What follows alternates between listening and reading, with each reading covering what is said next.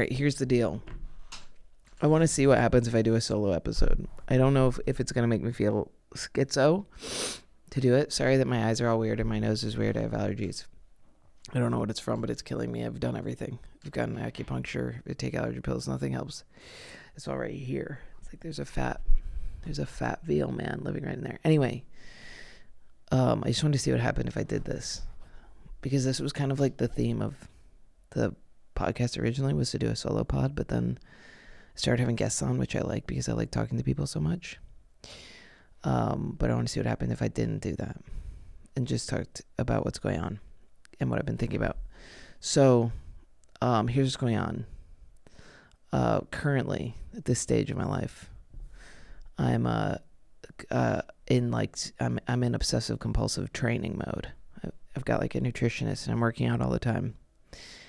And I went through a breakup and I bought a house and I've made a whole bunch of moves all at once. And it's freaking me out. But that's not what I want to talk to you about. I'll tell you about that, but this is what I want to talk about. I want to talk about obsessive compulsive disorder because I was watching Soft White Underbelly. And I watched 2 episodes. I watched one episode with the woman who was at a Diddy party. And I was a little offended at that episode because the whole time she's talking about how she just wanted to make music and she was just getting sexually assaulted by Diddy and all these dudes. Allegedly. I have to say allegedly. I don't know if I have to say that, but they kept saying that. And then she's very adorable. The lady's very adorable. And she's telling the whole thing and how she feels uncomfortable and how she quit the music industry because it was making her feel like hopeless, like there was no reason to keep doing it, if everything was just going to get sexualized and if they didn't care about what she had to sing, but just touching her and seeing her and looking at her body. And then at the end of the episode, the interviewer says, thank you for coming in. And she says, you're welcome. And he says, it's really good to see you. And she says, you too. And at this point, I'm like, what's going on? And then he goes, you look better than ever. And I was like, oh no. She just sat here for an hour and told us about how she wished that she could just be taken seriously. Sure, she was wearing a skimpy outfit, but she's an R&B singer. And then he says, and I also really like your outfit.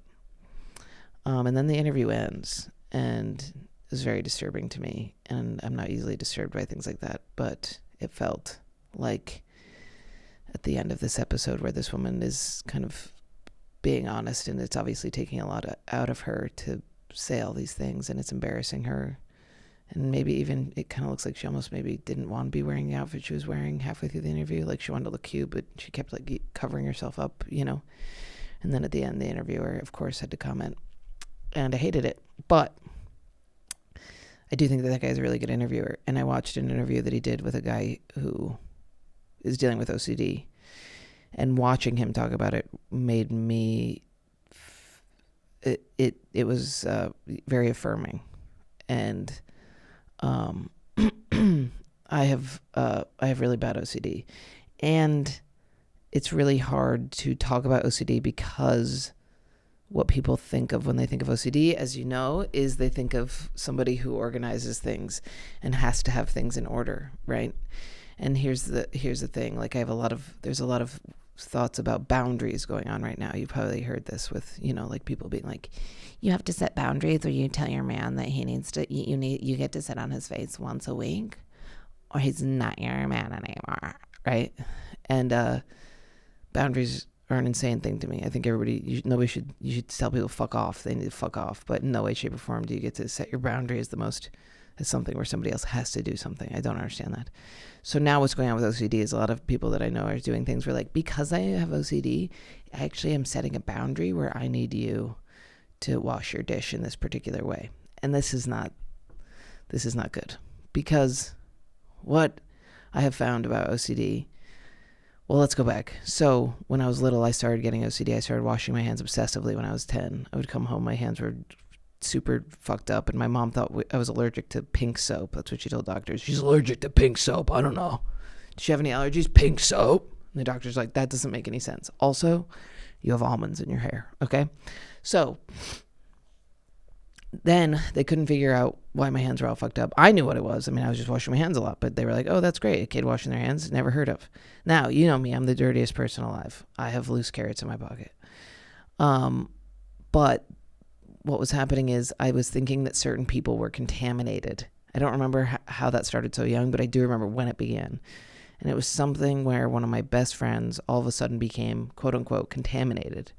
And I don't really remember what it was that became, I think maybe there was, I remember she was the one who I like sexually experimented with. So maybe I thought something about that. I think maybe we had crushes on the same boys, and that manifested itself in my OCD, where I was always worried that if a boy liked me, it was only because they liked the essence that one of my other prettier friends had rubbed up on me.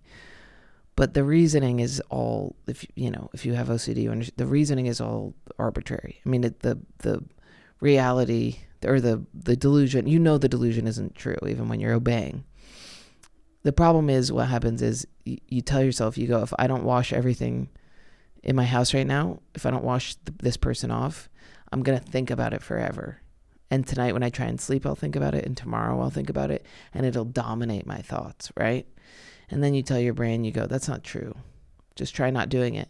And then what happens is the physiology of your body changes, and you go into basically a panic attack, and your body starts freaking out and telling you, this is what it looks like if you don't do what I say. I'm going to freak out. I'm going to make your thoughts move so fast that you start sweating and that you almost lose consciousness. So you might want to do what I say. And then what you do is you wash your hands and you feel better. And your physiology calms down and your nervous system calms down. And every time it comes up, it gets worse and worse. So for me, what happened was it got worse, and then everything in my house got contaminated because something would touch something else, and then that would touch something else, and that until I couldn't touch anything in my house except for my bed. And once a week, I would take everything that was contaminated, I'd put it into the washer, and I would put 10 cups of detergent in it. And when you have OCD, you do 10 cups, and then you go 10 for good measure, just to make sure you keep adding on to it. Every time you do it, you add a little bit more because you kind of worry that you didn't quite get enough because you can't trust yourself, right? So then I would overflow the house with suds, and I would flood the laundry room, I'd flood my kitchen, and I'd get in big trouble. So then what we started to do is we started to take everything out of the house and bring it to the laundromat, all of the clothes and the linens and stuff. When we take it to the laundromat, we'd fill every laundry thing with it, and we'd wash it, we'd bring it back home. Here's the problem. If anything got contaminated on the way in or out of the house, if any giant bag of laundry, it was game over. We had to do it all over again, right? So now, and this is an important thing to me, is once I saw that my moms were going to the laundromat with me and helping me do this, right? Now I'm living in a reality where OCD is actually has its feet on the ground, right? Where it's a tangible thing. People are helping me with it. They're facilitating my obsession. So it's real, okay? So then it really got its sinkhole in. So now at this point, there's no ignoring it. Last week, you made your mom's bring you to the laundromat. Of course, you're not going to ignore it today. Remember last week when it was so tangible, it took up such a huge chunk of your life. How dare you think it wouldn't dominate this week, right? So then it just gets worse and worse until, I was in high school. I couldn't touch anything. I had to have my custodian, shout out, it's crazy. His name's Dave McGivern. He was the best man who's ever lived. He is the best man. And he would open doors for me and tell my teachers that I was with him and not that I was washing my hands obsessively. And so it got out of control and out of control. And I found notebooks of mine that I had when I was in middle school that were just, I want to kill myself. OCD is the worst thing that's ever happened to me. I wish it make it stop. Please make it stop. And every entry I wrote was just begging for OCD to go away. And then, what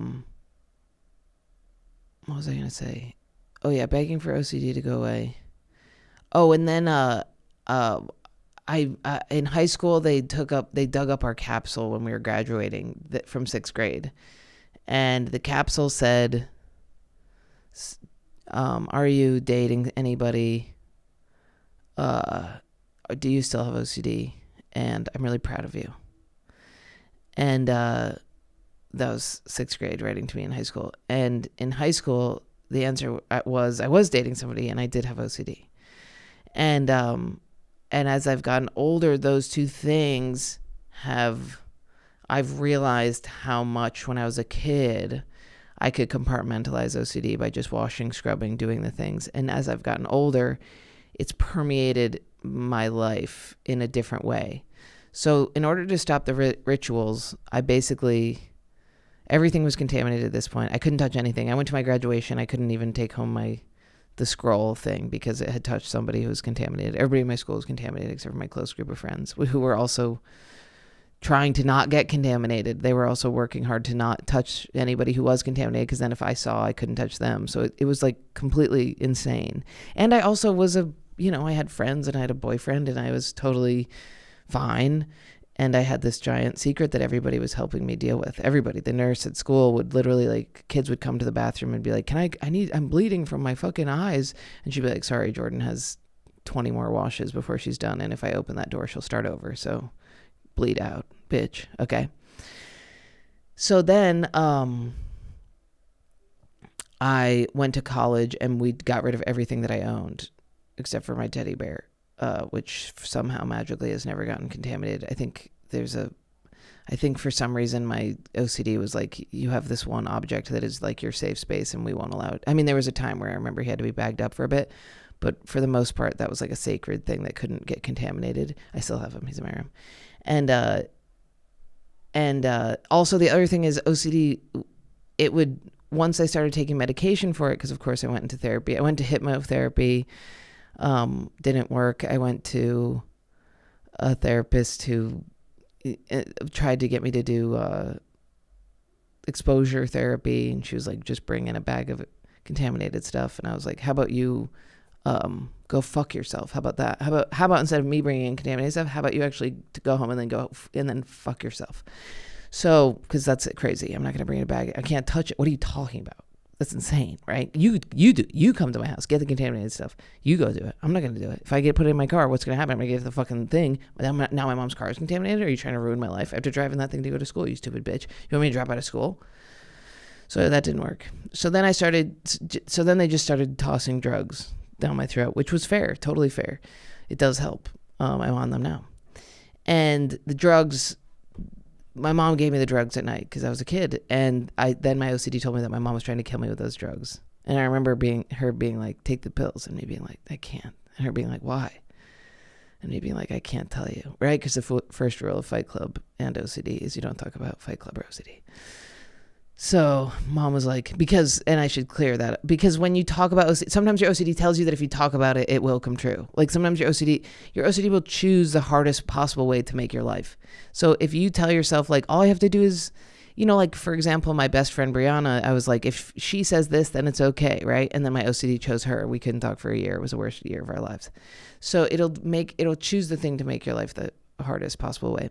So then, my mom was like, you need to take the medication. It helps your OCD. And I was like, I think you know why I can't take that. And she was like, because I'm contaminated. And I was like, keep going. And she was like, these pills are contaminated. And I was like, And she was like, you think I'm going to kill you with these pills? And I was like, yes. And the fact that you guessed it, she was like, justifies the fear. And I was like, 100%. And she was like, well, I'll go fuck myself. So then I took the medication. I, gained a lot of weight on it. To be honest, I don't really remember that period of my life because I was on so much medication that I was very dissociated. I think I just started getting into weed and alcohol. I think I started using sex to help. I think I started going down this like bad road. Ready to make every game more exciting? Join Prize Packs and get in on all the action. It's America's #1 daily fantasy sports app with over 5 million active members. It's easy to play. It's easy to play. Prize Picks. Hold on. It's easy to play. Prize Picks now offers Venmo for quick and easy deposits and withdrawals into your account this sports season. Everybody's in bed with each other. Is the NFL rigged? You tell me. Prize Picks is the only real money daily fantasy. I'm the only real money daily fantasy that you'll have be thinking of me. Okay, sorry. Platform with injury insurance policy so that your lineups stay in play even if one of your players gets injured. God forbid. OCD, not for me. If your player leaves in the first half and doesn't return, Prize Picks keeps your lineup live. This week on Prize Picks, I'm looking at the football board and selecting Travis Kelce for more than 60 receiving yards. Was he placed in there by an underground thing that puts all celebrity elites together? You tell me. Okay. And Sasquatch Barkley for more than 80 rush yards. Prize Picks also offers weekly promotions that can lead to big playouts like Taco Tuesday. Now we're speaking my language. Each Tuesday, Prize Picks discounts select players' projections. Each Tuesday, Prize Picks discounts select player projections up to 25% to provide even more value for your lineups. Call to action. I'm supposed to call you guys to action. Download the app today and use code Jordan to get JORDAN. That's the way you spell Jordan. To get $50 instantly after you play the first $5 lineup. I have to repeat that again. Download the app today and use code Jordan, JORDAN, to get $50 instantly after you play your first $5 lineup. And now I say their slogan. Prize Picks, run your game. Or Prize Picks, run your game. No, it's your emphasis, or maybe it's game. Prize Picks, run your game. And then my OCD, I got into a relationship with a boy, and he was good. He was a good boy. I was a bad girl, and he would help me with the OCD. I would always ask him. I would ask him if I was still the same person, if I was myself, and he'd say yes, and I'd say, "Can you please say my full name?" And he'd be like, "You're Jordan Ray Cosentine Jensen." And I'd be like, "Can you say it again? And can you pronounce it right?" And he would like say the whole thing again. And I made him do these things, and so my OCD was like, okay, now you've roped this person into it. Now it can go forever. So, he couldn't get contaminated. Other people would contaminate me because I would think that he only loved me for these other people. But he was safe. So I created this like figure in my boyfriend that was like, okay, you're also the teddy bear that I'm codependent with, and now you that I'm codependent with, you are safe. And if what you say is okay, if you tell me that I can walk over the crack, I can. If you tell me that my name's Jordan, it is. If you tell me whatever. And so I became attached to him. And then I went to college and I got rid of everything I owned and I got all new stuff. And when I got into college, I started doing exposure therapy to myself. So as soon as something became contaminated, I touched it and then it would not be contaminated. What this meant is pushing past a panic attack. If you have OCD and you're listening to this and something gets contaminated or you cannot leave the house, you must. If you don't, you're okay and it's not going to spin out of control. But that is the way to stop it, is to not do what it says. I hate that. I spent years of my life denying that to be the truth. It sucks so bad. I still have so many tendencies I can't get rid of. I have to push the door a certain amount of times when I leave, or else I'm worried something will happen to my dog. And I have to drink a giant jug of water before bed because I'm worried I'll die in my sleep. I have to pee 9 times a night. It's a fucking nightmare. Every night it gets a little bit more water. It's out of control. It's something I have to deal with. But when everything became decontaminated in college and I did exposure therapy, I all of a sudden became not codependent with that person. And then I became a little whore and I fucked everybody and I broke his heart and I didn't need him anymore to help me. And I was free. I was totally liberated. I was studying philosophy. I felt incredible. I was like, oh my God, I've overcome all of this. It's incredible, right? Then I took acid and I tripped on acid. And the acid trip, was focused on OCD for some reason. I think probably because I was back at home where the contaminated objects were. I was no longer in college where the safe things was. And then OCD became the focus of this acid trip. During that acid trip, I thought I was going to kill myself because I was obsessing about killing myself because somebody walked by me and said, "You're famous." And then I looked at the newspaper and I was on the cover of the newspaper. And I thought because I was on the cover of the newspaper and it was my lucky day of the year, which is May 23rd, I thought it was time. I thought I had to kill myself. So I went into my room and I tripped on acid and I obsessed about that. Then I got curious what OCD was while I was on acid. And I realized for some reason that I had to figure out, I had to get to the bottom of why I had OCD while I was in this acid trip or I would die. During that trip, I scribbled down in a million notebooks illegible things. But by the end of it, and I was twisting, writhing in and out of a good trip and a bad trip and a good trip and a bad trip. And then by the end of it, I realized that I had not died. I had not become because my OCD at that point, the big thing about OCD, like an underlying fear of it is you can't trust yourself, right? Like if I don't check the door, I can't trust myself. I left it open. If the stove is on, I can't trust myself. I'll burn it down.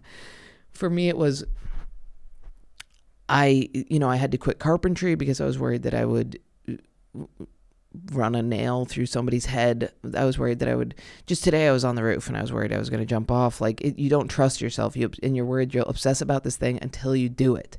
If I'm on the roof, I'll obsess about jumping off until I do it, right? So on acid, I was like, I haven't done anything bad to anybody. And I'm however old I was, 23 or something, 20, 21. However old I am, and I haven't done anything bad to myself or anybody else. I've done a good job. So, and of course, the thought comes up, well, what if that's the OCD keeping you a good person? And that is, to me, that's an amazing question, right? But then you look harder, in the acid helped you, and it goes, you don't want to hurt anybody, and you don't want to hurt yourself. You're scared that you will. So the person that wants for things, the person that is driving the boat, is the person who doesn't hurt anybody and who doesn't hurt themselves, right? So without OCD, you don't have somebody who will do it. You have the absence of somebody who's going to obsess about it until they do it. So what I realized through this trip is I could trust myself because I'd gotten myself to there. And it wasn't from OCD. If anything, OCD was the thing that was tempting me to do all of these things, right?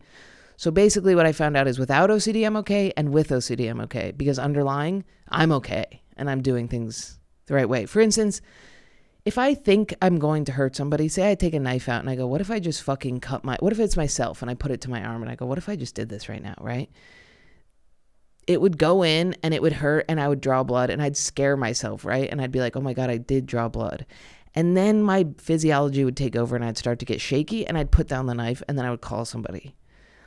You know what I mean? So like your body and your mind are taking care of yourself. So you think you're going to, like I have so many friends who think that they black out and they rape somebody and they wake up the next day and they're like, did I rape somebody? I'm so afraid. I'm texting everybody. Did I do anything bad?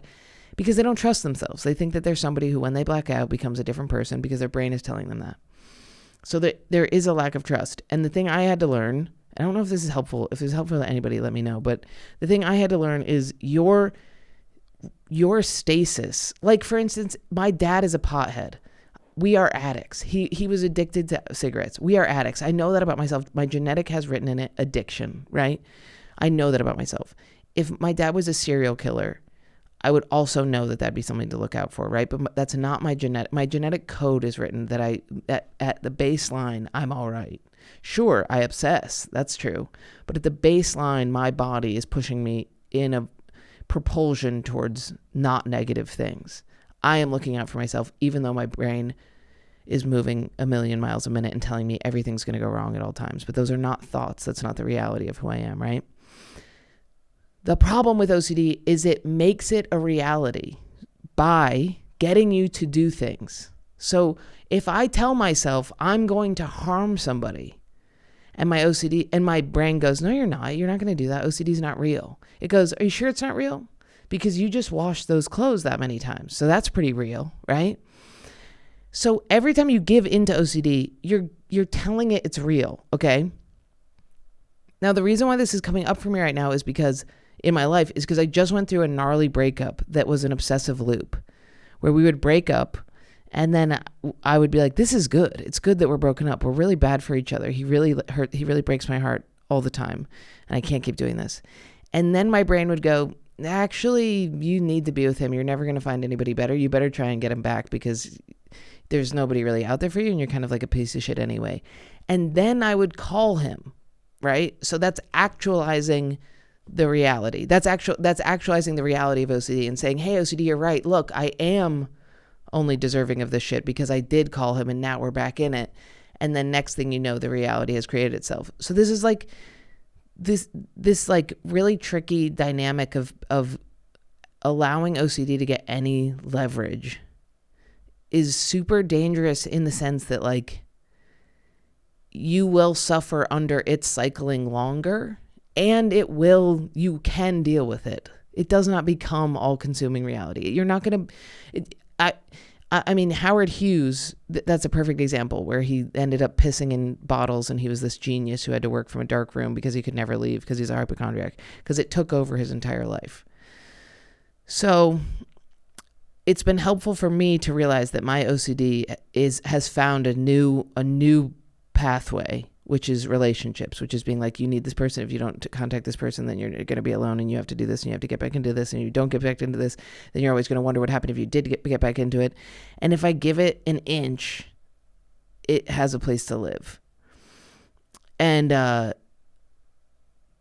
it's super tricky for me because it also has not the only reason, but one of the reasons why I'm able to do what I love to do, stand-up comedy, is because of OCD. Because I told I said, if you don't do these 5 shows tonight, you're a piece of shit and you're not worth anything and you have to leave the house and you have to go do these shows.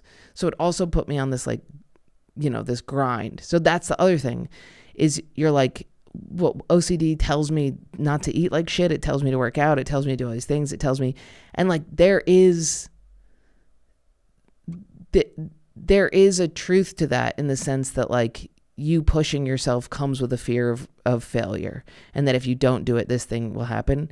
And there also is like there is a truth behind the reality of like, if I don't do these 5 shows, I will not have done the comedy that much that night and I'll be that much less good at comedy. That is true. There's a reality behind that.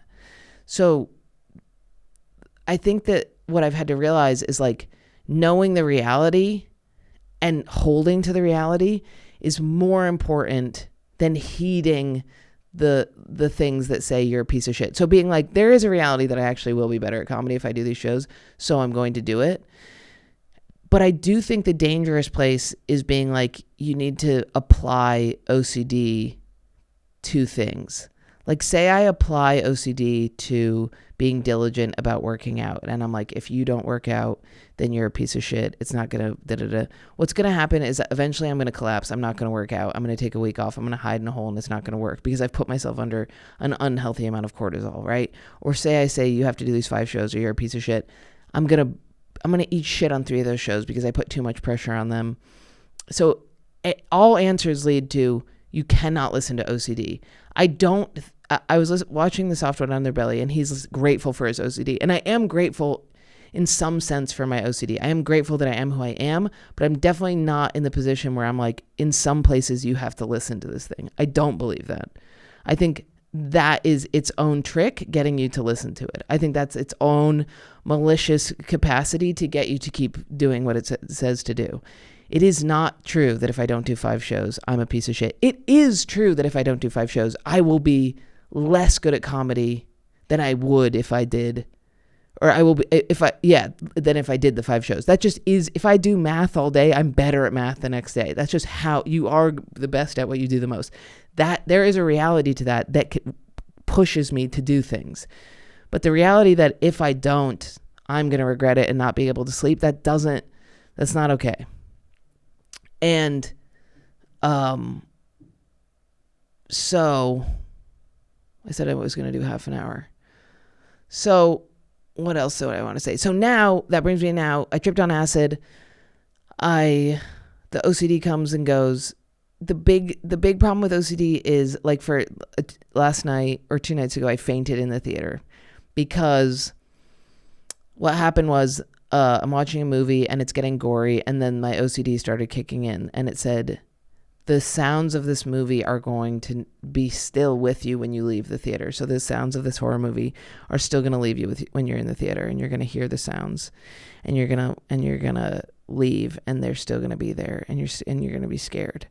And then my body started shutting down. So my body, or not shutting down, but hyper activating, and I started flop sweating. And I was like, fuck, I know that's not true. I know that's not the case. I know my brain is telling me this. It's the same when you're too high on weed. And you're like, I know this is the weed talking. It's the same thing. I know this is the OCD talking. This is not real.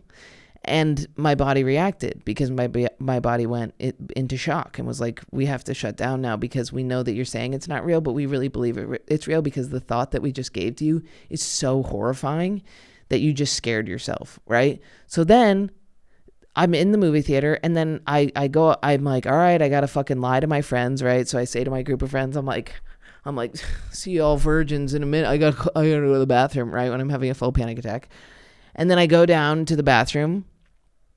I know what's going to happen. I know I'm going to look in the mirror. I'm going to freak myself out because my face looks scary when I faint. It looks green. So I was like, okay, we're not going to do that. And then I sat on the floor, and I was like, and now, unfortunately, I scared myself so much that now I have to faint. Now I'm gonna faint. And then I fainted, which is just like this on the wall, right? And then I opened my eyes back up, and my body regulated itself. And I was like, okay, you just faint. You just really scared yourself. You okay? And my body was like, yeah, totally. Sorry for doing that. And I was like, it's all right. And then we went back into the movie, and it was fine. And that was the first time in my life I fainted so many times that I wasn't sitting on the floor like, I have to go to the hospital. I'm going to have to go to the hospital right now. I have to fucking, this is going to be the end of my life. I'm going to fucking, if I don't get it, I'm never going to not feel this way. I'm going to throw up, and then I'm going to stop breathing. And if I faint, I'm going to hit my head.